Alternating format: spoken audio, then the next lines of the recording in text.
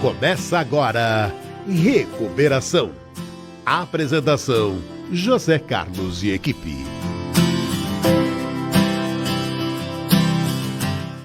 São 12 horas e 1 minuto, meu nome é Zé Carlos, estou em recuperação. Boa tarde a todos. Boa tarde a todos, eu sou Alexandre Araújo, adicto em recuperação. Paulo. Boa tarde a todos, sou Paulo Campos, sou dependente químico em recuperação, limpo só por hoje. Ô Paulo, dá para você fazer a oração? Você que está se arrumando ainda? Não, faz você. Eu vou fazer então, gente. Alguns instantes de silêncio. Concedei-me, Senhor, a serenidade necessária para aceitar as coisas que eu não posso modificar, coragem para modificar aquelas que eu posso e sabedoria para distinguir uma das outras só por hoje. José, eu tenho que te confessar que eu fiz essa oração pensando no Palmeiras campeão hoje, tá? Não teve jeito, já não é todo dia que a gente é campeão da Libertadores da América. Que mentiroso. Bem, amigos ouvintes, é com alegria que nós iniciamos mais esse programa Recuperação, né? Já no ar já há algum tempo, e a gente vem acompanhando aí as informações que vão nos chegando, que vão sendo construídas, principalmente, né? Principalmente nos últimos 20, 30 anos, não é isso, Paulo? Que houve aquele grande avanço, a década do cérebro e tal, né? Então, o uso de substância, ele foi saindo daqueles conceitos mais morais para um conceito um pouco mais científico, e isso é muito humano porque tira a culpa do dependente. A tendência nossa, não vou falar de vocês, né? A tendência nossa é culpabilizar o dependente como se ele fosse uma pessoa pecadora, e não é verdade, né? Hoje a ciência fala, nós sempre falamos disso, o uso e suas consequências, mas existe um tipo de uso que é chamado uso dependente, e esse uso dependente a gente chama dependência química, uso dependente. Muitas pessoas não fazem um uso tão dependente assim, não que não haja consequências, né? Depois você vai arrumando o meu aqui, o Paulo e Alexandre. Tá bom. Quando a gente chega no uso dependente, nós podemos dizer que esse fato exige tratamento, exige por quê? Porque a pessoa começa a sofrer e junto com ele começa a sofrer a família e parte significativa da sociedade, né? E esse tratamento, como o tratamento é uma coisa razoavelmente nova em dependência química, proporcionalmente falando, né? Pouco tempo. Há um tempinho atrás, o alcoólatra era enfiado em navios e jogado ao lago, né? Fundeado a lago, misturado com louco. Quer dizer, uma vítima primária de uma situação social de ignorância. Então, ultimamente, a gente vem aprendendo a tratar a dependência química. E é o que a gente vinha falando nos últimos programas aí. Que você tirar esses conceitos morais que estão impregnados na mente social, no inconsciente coletivo, ou na consciência coletiva humana, de que falta força de vontade, aquelas coisas todas, né? Dificultam o tratamento. O tratamento já não é fácil, dificulta mais ainda. Então, nós estamos falando dos princípios gerais do tratamento da dependência química no modelo moderno. Modelo chamado modelo neurológico, ou então modelo cerebral. Modelo do cérebro. Ô, Paulo, eu sou dependente químico, meu cérebro está torto, então eu preciso arrumar ele. Como é que faz isso? Seria mais ou menos por aí. Então nós vamos hoje dar continuidade a isso. Paulo, a palavra é sua. O que você tem a dizer sobre essa introdução, para a gente poder alisar aqui o concreto, para a gente poder andar de uma forma melhor no programa de hoje? Bom dia a todos novamente. Sempre um prazer, né? Nós estamos conversando sobre um assunto que ele ele constrói pontes para um modelo de tratamento, e o que o NAIDA fez ao sintetizar esses 13 princípios, nada mais foi tirar aquilo que era do senso comum, eliminar aquilo que era preconceito, aquilo que era discriminatório, aquilo que afastava pessoas de tratamento, e também monitorar e poder modular eficiência, eficácia de tratamentos.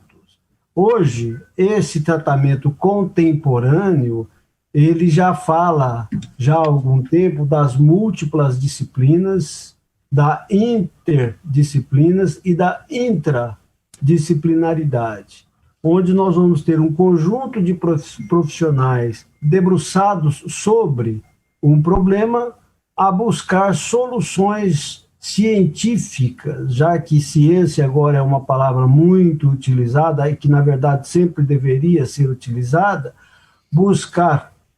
debruçar sobre a ciência para buscar soluções a fim de eliminar conceitos errados, que são os preconceitos, e ter essa abordagem. E quando você fala da abordagem neurológica, dentro da múltiplas disciplinas, a neurologia é uma delas, que vai mostrar como fica o cérebro dependente, como as drogas distorcem, como elas modificam fisicamente a estrutura do cérebro, como elas modificam não só fisicamente, mas como vão gerar perdas significativas na cognição, na memória temporária, na retenção de novos aprendizados. Enfim, a complexidade dessa doença exige mesmo que se converse muito a respeito.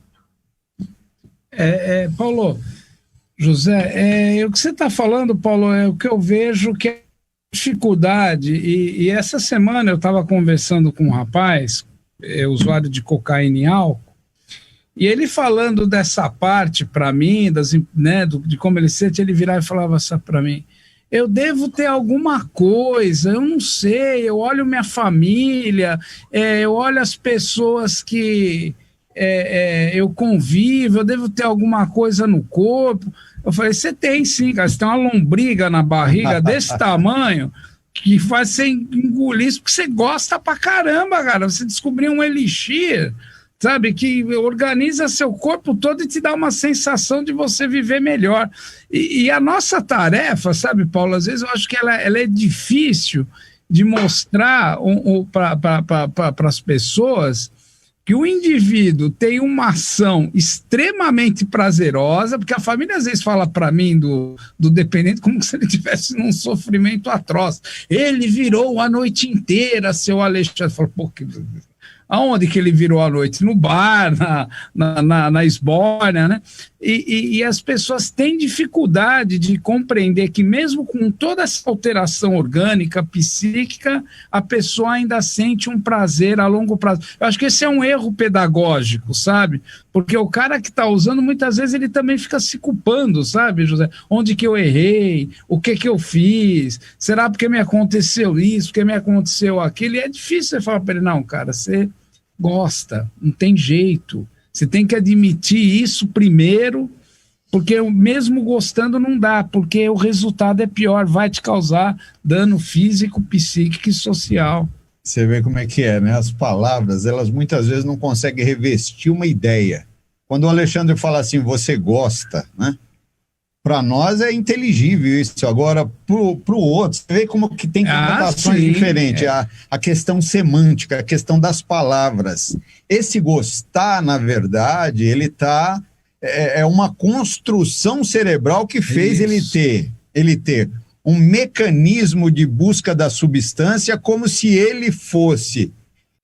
vamos dizer assim, tivesse domínio sobre a coisa. Ele gosta, mas esse gostar é um gostar patológico, é um gostar que causa mal, é um gostar de repetição, né, que quase é compulsivo. Então, viu como as palavras, até nas palavras nós precisamos dosar, explicar, nos adequar na questão da dependência química. Paulo, você quer que eu fale os princípios que nós já falamos para entrar no 6º princípio? Vamos lentamente abrindo esses princípios para poder dar um entendimento melhor, né? Conversamos melhor, porque tudo isso suscita, quando vocês falam tanto da questão semântica, da questão pedagógica, que há um erro muito grande, porque quando se fala assim, a pessoa gosta, né? O familiar, por exemplo, fala, não, você está equivocado, né? Não pode, você não pode admitir você que não pode gostar. Não pode, né? E esse é um erro, porque um dos modelos que são ultrapassados, né? Um desses modelos, ele falava inclusive desse terrorismo que as pessoas sempre fizeram com relação ao uso de álcool e drogas, e nós vimos que não surtiu nenhuma efetividade. Porque não é falar, faz mal, faz isso, faz aquilo. E a pessoa vai e usa e ela vai ter uma resposta cerebral diferente daquela que foi informada. Então, a pedagogia está errada, está equivocada. Se nós não modificarmos a forma de abordar e colocar de uma forma muito honesta, nós vamos ficar enxugando gelo, né? Patinando. Mas é assim, Paulo, ó, o primeiro princípio fala, um único tratamento não é apropriado para todos. Isso está na cara, nós já explicamos, como um programa explicando isso. Segundo princípio, o tratamento precisa estar prontamente disponível. Tem hora que ele quer, tem hora que não quer.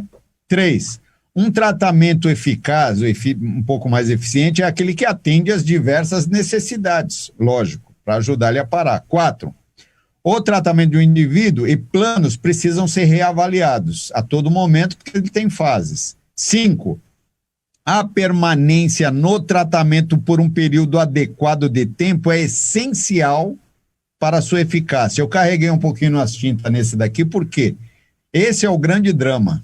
Ele não fica. Agora vamos ao 6º princípio, que nós não conversamos ainda, e vamos dedilhar ele, ô Paulo, ô Alexandre. Eu estou compartilhando aqui, mas estou atento. Aconselhamento individual ou em grupo e outras terapias comportamentais são componentes cruciais. Olha a tradução aqui.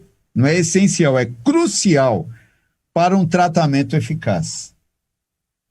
Está dizendo o que aqui? O núcleo do tratamento, o núcleo é terapia. Ah, eu não gosto de terapia, então você não vai. Você vai parar sozinho. Né? Então, todas as modalidades, todas as estratégias são baseadas no aconselhamento e na mudança de comportamento. Como é que você vai mudar comportamento se você não se submete a essa terapêutica ou esse componente novo? Ora, eu tenho um monte de bloqueios e dificuldades a serem vencidas, que muitas vezes eu até desconheço. Fissura, as contingências naturais da vida, os pontos de bloqueios naturais, um novo caminho, uma nova estruturação de hábitos e condicionamentos que eu devo ter,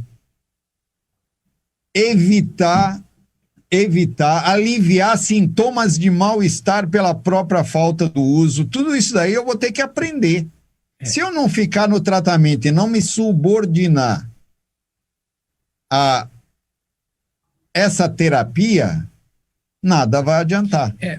Mas eu penso aí, viu, José, que tem que ter um pulo do gato aí, que eu percebo que também as pessoas às vezes fazem uma inversão.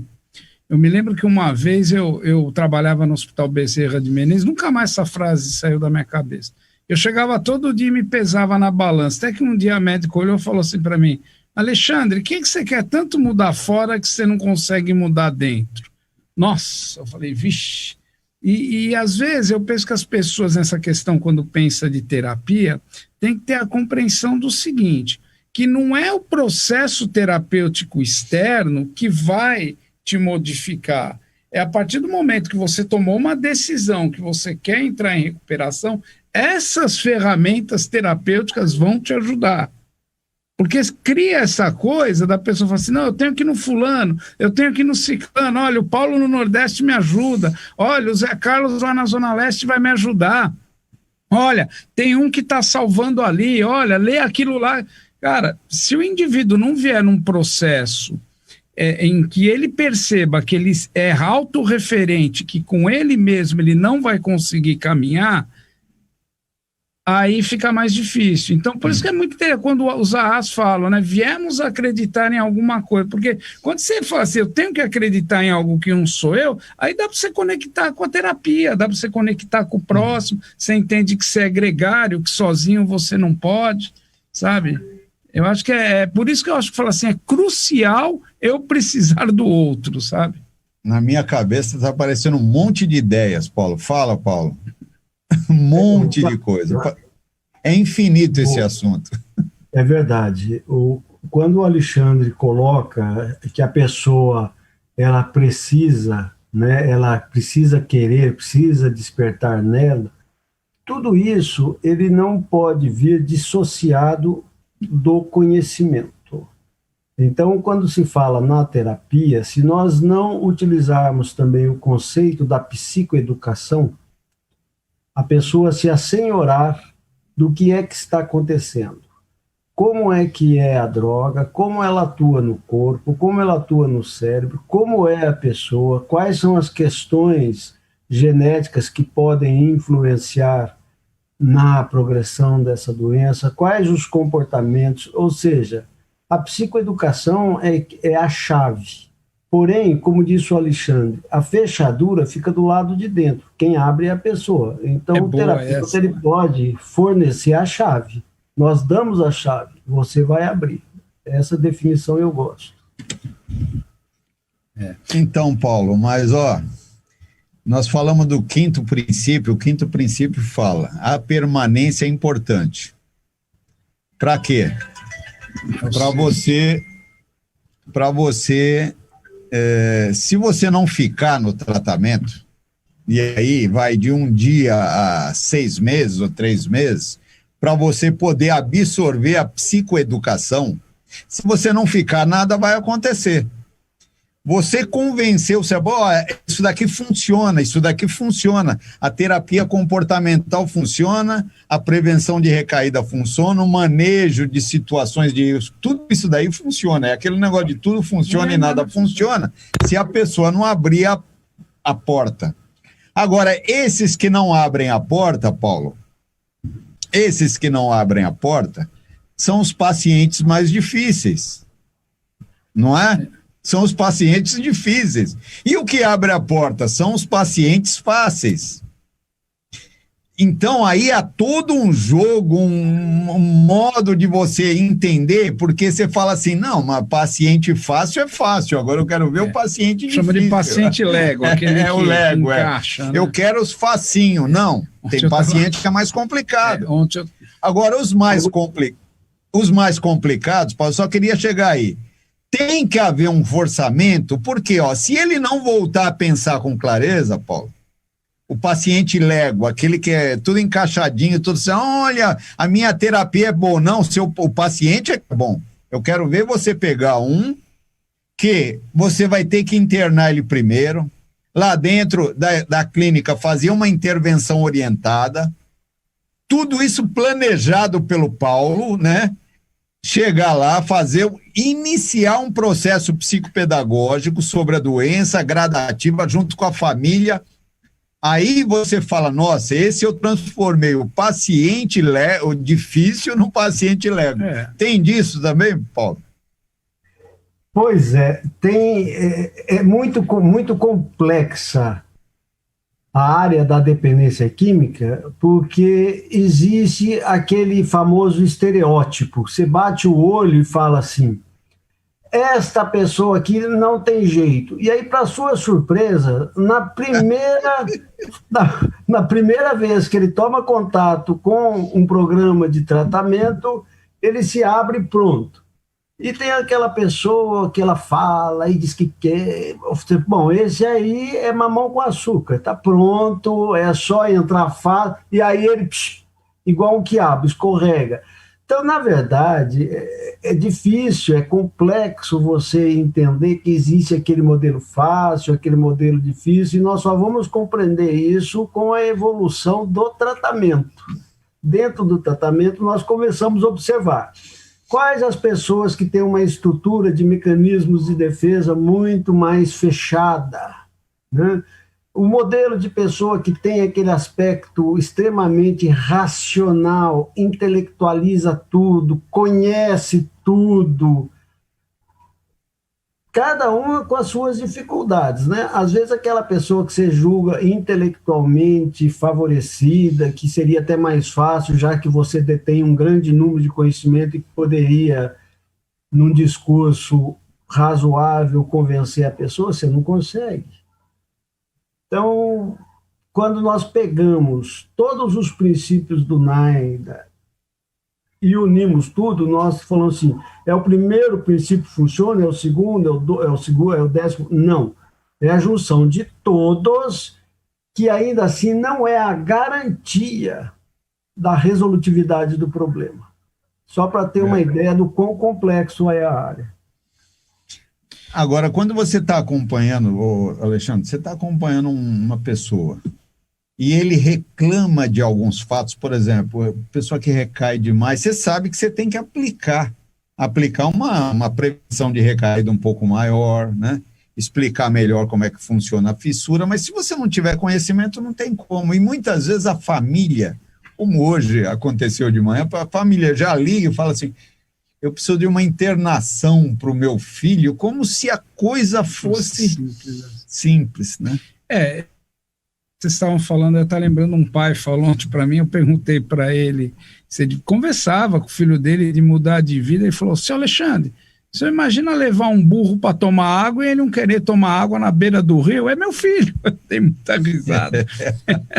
Mas ele levar um burro para tomar água na beira do rio, ele não com sede não quer tomar. Meu filho é assim, achei engraçado isso. Mas deixa eu só concluir isso aí, José, porque eu queria levantar aquele conceito que eu vou bater o martelo sempre daqui para frente, sabe? Que é o conceito que você falou, Paulo, o José também falou, mas eu quero dar esse nome, que é capital de recuperação, que é olhar o indivíduo do ponto de vista físico, do ponto de vista psíquico e humano, né? E humano dentro de todas as características da humanidade. Por quê? Porque existem fatores de proteção e de vulnerabilidade. Não adianta você ficar batendo no uso de droga do seu filho, mas ao mesmo tempo ele tem onde comer, onde beber, onde dormir. Você não devolve para ele o direito dele ter responsabilidade pelos atos dele. Então, ele acaba enredando você, esse jogo. Então, existem uns jogos psicóticos na família. Eu digo psicóticos, mas que são loucuras, que você olha assim, você até assusta. E às vezes uma chavinha que você mexe ali, você consegue ajudar a pessoa, né? Então, sempre tem que olhar o que está acontecendo, porque uma que eu aprendi há 25 anos atrás é que, assim, um dependente químico sempre denuncia um problema que tem na família. Sabe, quando exacerba aquele uso, quando ele está usando, está dando problema, e a coisa já se arrasta, é porque aquela família tem alguma coisa que precisa ser olhada, precisa ser... Então tem que olhar de cima, tem que aprender a se suspender, né? Ô Paulo, nós vamos entrar agora num tema do NAIDA, é um dos princípios do NAIDA, princípios gerais do tratamento eficaz, que ele é muito, muito polêmico e aí nós vamos achar grandes problemas num terreno de difícil tato. Um problema gravíssimo, gravíssimo, que muitas vezes a gente fica muito na opinião, não existe protocolos ou uma literatura que seja altamente compactada e validada, que é a questão da medicação para dependente químico. Tema controverso, onde a gente sabe que existe aí dificuldades entre a parte financeira, a parte de gerenciamento de clínicas e pessoas e junto com o profissional e a medicação misturado com comorbidades psiquiátricas. Nós estamos falando de coisas difíceis. Olha o princípio, ó. Medicações são importantes quando medicação são importantes quando combinada com outras terapias? Medicação. Está no imaginário que a medicação vai curar. Esse sétimo princípio e o oitavo princípio, que também fala das comorbidades, eles são imprescindíveis para aquele que quer lidar com dependência química. Então, eu gostaria que você falasse um pouco sobre isso, Paulo, Alexandre, sobre as medicações e para que ela serve. É para parar de usar? Paulo, vai lá.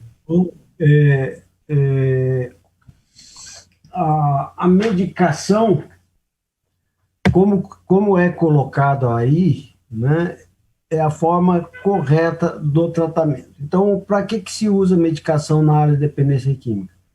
Existem duas abordagens. Existem pessoas que já têm um quadro de uma comorbidade psiquiátrica, que já foi feito um diagnóstico diferencial. Essa pessoa tem um diagnóstico fechado, ela tem, além da comorbidade, ela tem a dependência química. Portanto, essa pessoa não pode retirar a medicação e ainda assim ela terá que tratar a dependência química. Agora, veja bem a palavra aí. É uma comorbidade psiquiátrica que foi diagnosticado com um diagnóstico diferencial. Em 2001, nós tivemos no Einstein, em São Paulo, o primeiro simpósio internacional sobre comorbidades e dependência química. Veio aquele professor do Canadá, estava lá como aluno o Arthur Guerra, o Laranjeira, o Sérgio Paula Ramos, enfim, os papas da área de dependência química. E nós estávamos lá também. O que é que ficou determinado? Ficou determinado o seguinte, um diagnóstico diferencial preciso, ele só poderá ser fechado para um dependente químico quando esse estiver, no mínimo, 6 meses em completa e total abstinência de qualquer substância psicoativa. A partir daí é que poderia ser feito um diagnóstico preciso para saber se ele tem ou um quadro de esquizofrenia, ou uma depressão, ou um transtorno afetivo de bipolaridade, ou um transtorno de déficit de atenção e hiperatividade, ou um transtorno ansioso, transtorno de ansiedade generalizada, enfim, todos esses quadros. Mas, veja bem, depois de 6 meses. Essa é uma conceituação sobre a questão da comorbidade. Não havendo comorbidade, o paciente ele dá a entrada, por exemplo, no centro de recuperação num quadro de uso, estando em nível macrônico, mediano ou inicial de intoxicação. O que é que, via de regra, o corpo médico de uma clínica vai fazer? Vai avaliar o uso de drogas, vai verificar o comportamento da pessoa e vai adequar uma medicação naquele instante para o paciente para que ele não sofra os reveses da retirada da droga, que se chama síndrome de abstinência aguda. Porque muitas vezes a síndrome de abstinência aguda ela pode ser mais fatal do que a intoxicação. Algumas pessoas podem convulsionar, podem ter uma queda, um traumatismo crânioencefálico, pode entrar num quadro psicótico, pode agredir, pode suicidar, pode matar alguém, pode agredir enfermeiros, médicos, enfim. Então, a medicação aí ela é corretiva, ela é temporária, ela vai, entre aspas, enganar o cérebro do adicto, como se ele estivesse utilizando uma droga, e durante a vigência, neste período de tratamento, a monitoração das dosagens e o comportamento do paciente é verificado e vai sendo feito o desmame até que ele consiga estabilizar-se e estar pronto para receber o tratamento psicoterápico, sem intoxicação da droga e da medicação. Curou a pessoa? Não. Ela não cura, ela é um corretivo, ela ajuda na estruturação psíquica e emocional do indivíduo naquele momento, mas ela vai ser retirada. A outra questão, só para finalizar, assim, tem muitas vezes as pessoas imaginam, em determinado lugar tem uma injeção, tem uma vacina, que eu vou para lá, tomo a vacina, curou. Ou tem um remédio aí, por exemplo, que ele é um antagonista e eu tomo o remédio, curou, desapareceu à vontade. Não existe essas magias. Existe, por exemplo, o antagonista opioide, que trabalha no cérebro diminuindo a compulsão e o desejo, mas existe a questão do hábito, existe a questão ritualística do adicto, que ele pode tomar a medicação que for. Se ele não romper com esses padrões usuais dentro da vigência da adicção ativa, ele vai retornar e vai, entre aspas, passar por debaixo da medicação e continuar usando drogas. Então, existe muitas vezes essas informações equivocadas. A medicação vai ser necessária, mas exatamente como você disse, associada a um psicoeducação, um tratamento, uma terapia de grupo, uma reinserção, um programa de prevenção a recaídas, enfim, toda uma gama de abordagens associadas. Paulo, esse assunto é longo, é difícil, não vai ser em 2 falas que nós vamos conseguir, porque nós poderíamos até pegar por exemplo, ó, o Paulo ou o Alexandre está tratando alguém ambulatorialmente, e a pessoa se queixa, por exemplo, da síndrome de abstinência aguda. Aí vai dar um tipo de medicação para aliviar aqueles sintomas, tudo bem. Vamos dizer que ele se queixe de compulsão.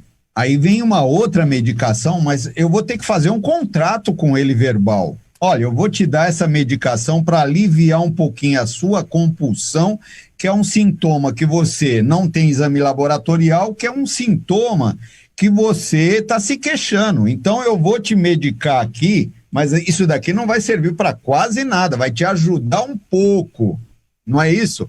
Como eu poderia falar para ele, você está a fim de parar mesmo, não está conseguindo?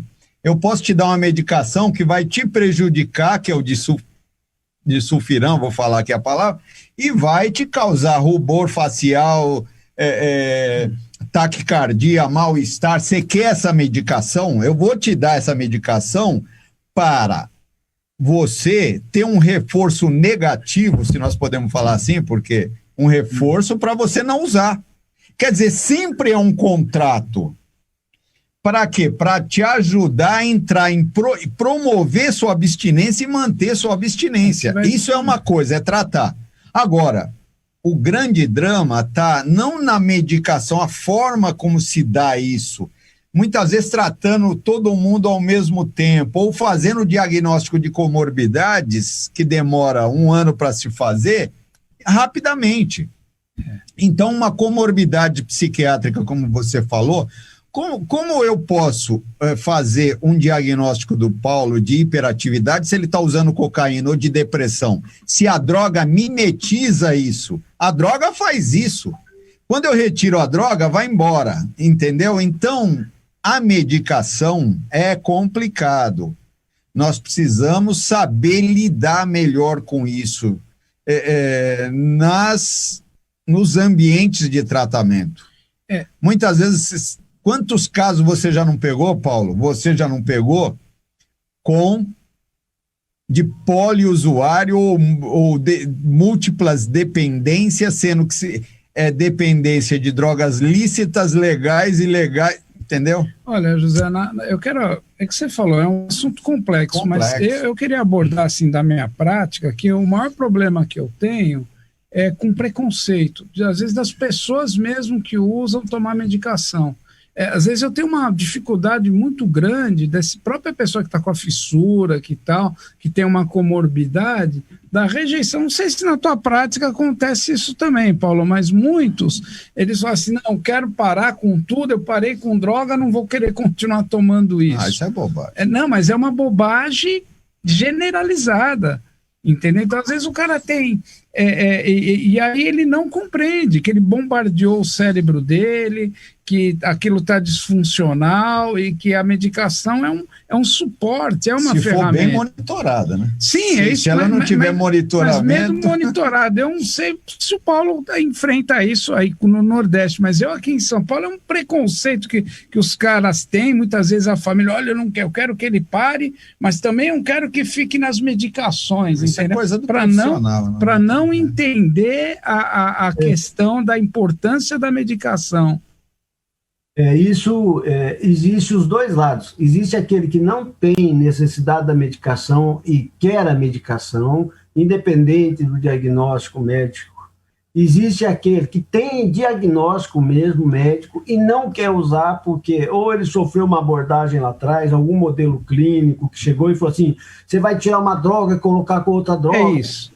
Então, aí não funciona. Você vê, por exemplo, usuário de heroína. Você pega um protocolo norte-americano, europeu de usuário de cocaína, qual é a medicação utilizada para dar um suporte na abstinência da heroína que é pesadíssimo? É a metadona. A metadona, qual é a base da metadona? Heroína. São os opioides, né, e sintetizados.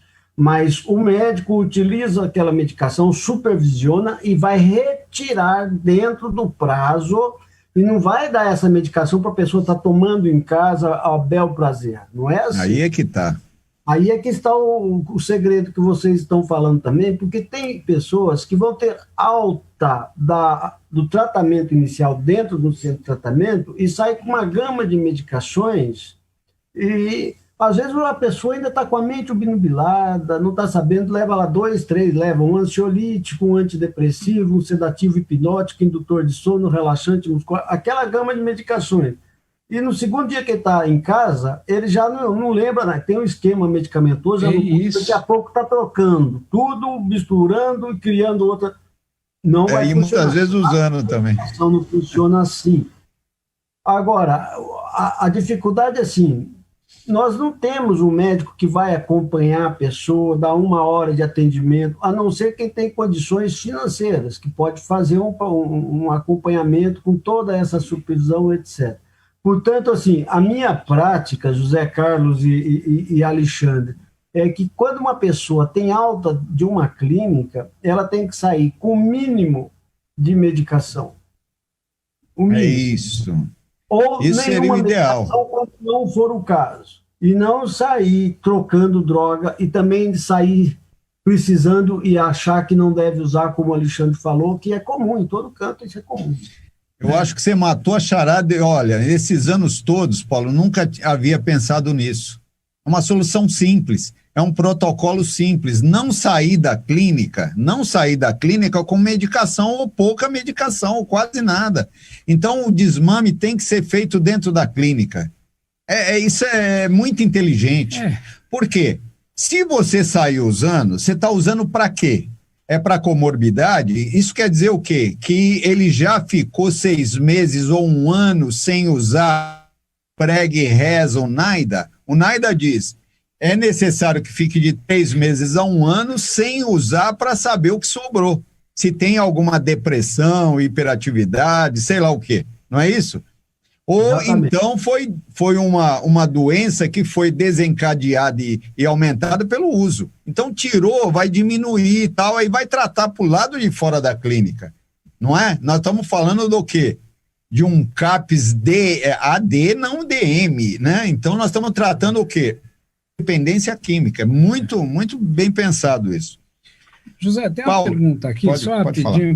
O Daniel Antônio, ele está perguntando, ele é estudante de psicologia e ele fala assim, como eu faço para não me manipular nas abordagens de redução de danos? A pergunta não entendi. Né, ele pergunta assim, como é que ele faz para não deixar se manipular? Ele é estudante de psicologia. Mas ele é dependente de quem? Não fala. Ele só fala para que ele quer saber uma dica, como que ele não deixar se manipular pelas abordagens de redução de danos. O que eu estou entendendo. A redução de danos, né? Eu vou dar minha opinião, Paulo, depois você, porque é muito... Ele deve estar conhecendo a área, ouvindo várias técnicas, abordagens. Nós não podemos demonizar redução de danos. Redução de danos é uma coisa maravilhosa, maravilhosa. A pessoa não quer ir se tratar, está se matando, não quer de jeito nenhum. Ora, aproxima ela dos serviços de uma forma diferente para depois, então tudo na verdade é redução de danos. Isso. O que nós não podemos fazer é ter políticas nacionais de redução de danos, absolutamente de redução de danos para tudo. Então, e as pessoas que precisam e querem se tratar? E as abordagens de forçamento? né? O que nós não podemos é deixar o dependente químico usar à vontade, né? Como se o cérebro dele tivesse a capacidade volitiva de discernimento para poder se matar com direito à cidadania. Seria isso. Mas a redução de danos, maravilhosa, como um sentimento humano, uma forma de você tratar pessoas que não querem de forma nenhuma. Porque assim, tudo é redução de danos. O AA faz redução de danos. Tudo é redução e tudo é abstinência. Né? Agora, não pode confundir redução de danos com trocar de substância e manter o indivíduo nessa troca, né? Não, agora tem condicionar ele. Paulo, tem coisa que não dá para você reduzir danos. Por exemplo, você vai parar de beber, então você vai reduzir de beber de pouquinho. Tem gente que confunde isso. Isso não é redução de danos. Redução de danos é uma forma de você lidar com a saúde do dependente químico, nada mais que isso. Agora, você parar devagarzinho, parar de fumar devagarzinho, isso não é científico. A doença se reinstala, que é o 7º critério diagnóstico de dependência. E a mesma coisa, você, quando pensar nisso, Daniel, você sempre tem que pensar em políticas públicas no Brasil todo. Você imagine, por exemplo, implantar uma política pública no Brasil para reduzir o crack. É melhor o cara fumar maconha e o SUS distribuir maconha. Ou o SUS, ou os ambulatórios. Então, não faz sentido. Né? Os ambulatórios, o BS, uns quilos de maconha lá para uso de crack. Colocar para o Daniel. Daniel, seja bem-vindo a este universo, né? É um universo que vai exigir de você um conhecimento muito grande. Agora, pela forma que você está perguntando, isso já mostra o interesse que você tem e mostra que você está no caminho certo buscando informações. Então, primeiro assim, como não se deixar manipular por um dependente químico? Primeiro, que todo dependente químico vai querer te manipular. Esse é o primeiro princípio. Ele vai minimizar, ele vai justificar, vai racionalizar, vai explicar o uso dele, vai explicar que determinada droga faz menos ou mais mal para ele, etc. Você vai ter que conhecer todos os mecanismos e desenvolver técnicas para desconstruir essa forma de pensar do adicto. Esta é uma coisa. Com relação à redução de danos.